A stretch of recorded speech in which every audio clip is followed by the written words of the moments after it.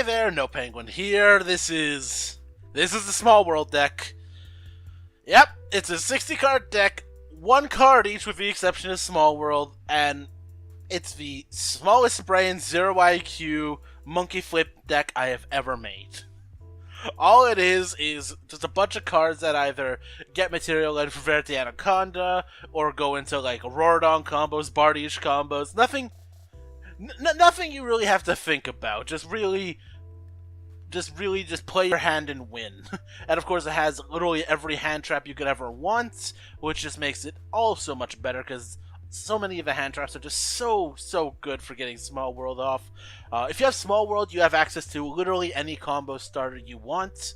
There are about 5 combo starters in total. We have Candida, Alistair, Orphoscorpio, Terratop, and Tour Guide.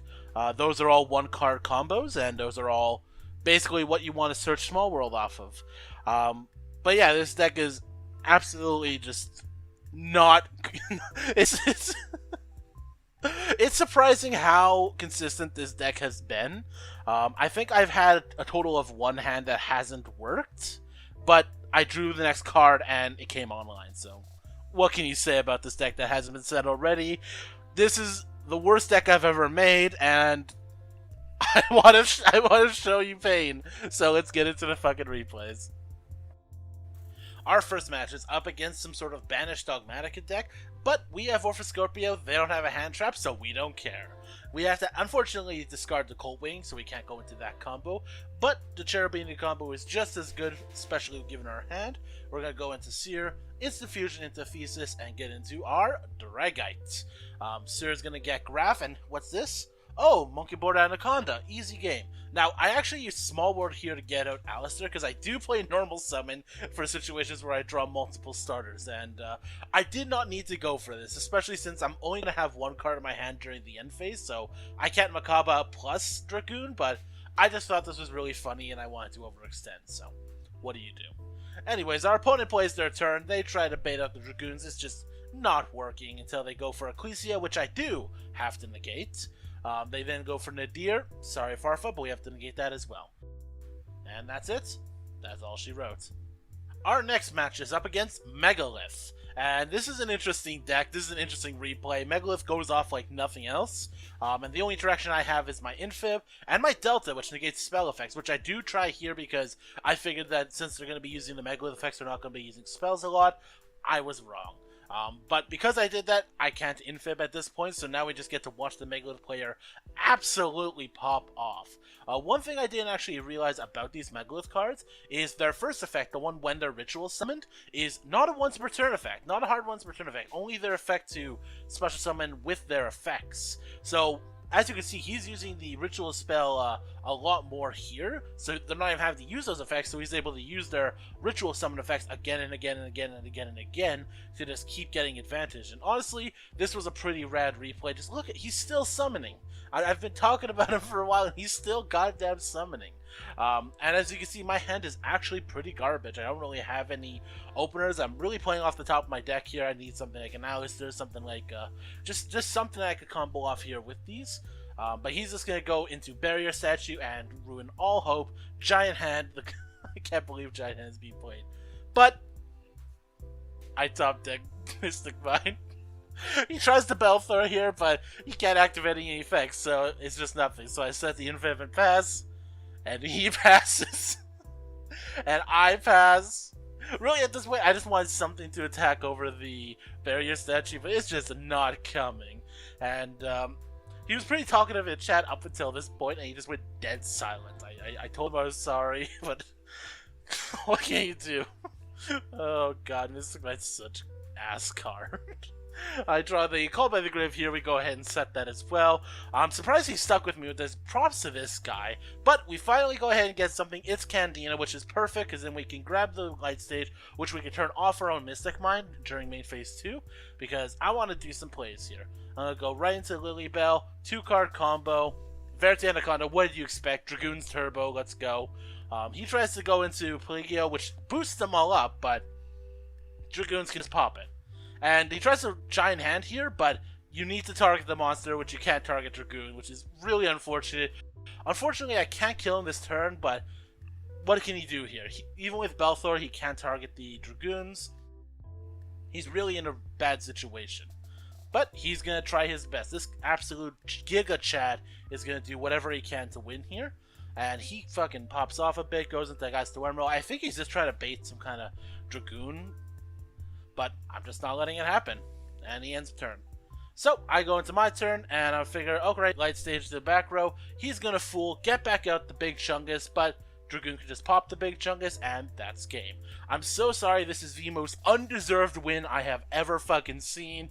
His deck was so fucking based, and I just played Mystic Minded Dragoon, and I won. I mean, if this isn't emblematic of what the deck does, I honestly don't know what is. This deck is fucking ass.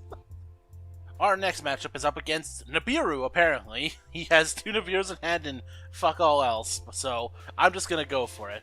So we're just going to go grab the Alistair, go for Terra Top, and this deck does not play around Nibiru whatsoever. I mean, you can play around Nibiru with it, but I refuse to do so because that is not what this deck is about. This is 0 IQ Dragoon's Turbo, maybe. We do not play around Nibiru, and as you can see, it's going to perfectly pay off here. We're going to go back, get back to Graph, go into Bardish, and at this point he's going to Nibiru. I go Sister because I thought it'd be funny, and it was.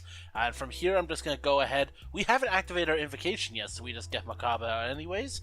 Bring back the Alistair, and at this point we can go into Instant Fusion and go into Halka-Fibrax and do our Auroradon combo, because again, this deck is only interested in doing linear combos that we all know and love. No critical thinking allowed.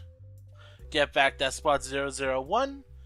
And we go into Dragster. And from here, we're actually going to use the Destroy effect of Auroradon and end turn. We're still under 1 day apiece, so I can't kill him this turn. He activates Raigeki, and we just go ahead and negate it, and he passes turn. Alright, and from here, this seems like I have a good way to win. I go ahead and normal summon Alistair, put down Dragster and attack, and we head right into battle. We go for 2500, he Swift Scarecrows, we negate it, easy, easy. 2500, activate the sword on him, giving him an extra 800, 23, 21, and are you fucking kidding me? He had 100 life points left. Well, with a hand like that and a third Nibiru on the draw, there's not fucking anything you can do. Our last replay is up against Metalfoe's Pendulum. Let's go! And this replay goes and shows how the deck deals with sort of going second. And as you can see, I only have 1 Ash Blossom in hand, and I'm waiting exactly for the Abductor to activate to use it, because I really don't want him to get what he needs in hand. Unfortunately, he already had the Magician's Souls. So, at this point, he's just going to be able to absolutely pop off. He's going to be able to set his trap and use the Magician's Souls to send it. A little cheeky interaction I quite like. And we're going to see, there he is. They're playing Bao Baboon. Now, I haven't seen this card since, I think it was like 2016, back when Kieran got banned. Oh god, this is an interesting card. Like, it's still decent here in Metalfoes, because here, you can pop it, get free 2 free Bao Baboons out, which are good Link material, good Xyz material. Of course, he really doesn't use that for any of it. Seems like he's saving it to use with this IP Masquerena for, like, a Underworld Goddess. And he's just going to go Metalfoes Fusion, draw a card, and pass his turn on Infinity. Now, I have an uphill battle here, but I have a pretty good hand to deal with it. I'm going to go ahead and Tour Guide. He's going to negate it.